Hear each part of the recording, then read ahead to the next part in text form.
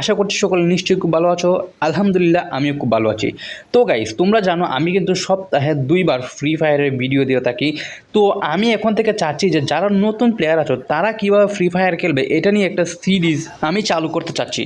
তো তোমরা যারা নতুন প্লেয়ার আছো না, তারা কীভাবে প্রো প্লেয়ারদের মতো খেলবে এবং তোমরা কী কী মিস্টেক করো ফ্রি ফায়ার খেলার সময়, যার জন্য তুমি সবসময় ব্রোঞ্জ বা প্লাটিনামে আটকে পড়ো, হিরোইক বা মাস্টারে যেতে পারো না, গ্র্যান্ড মাস্টারে যেতে পারো না। তো তাদের জন্য কিন্তু আমি কিছু ভিডিও বানানোর জন্য সিদ্ধান্ত নিয়েছি।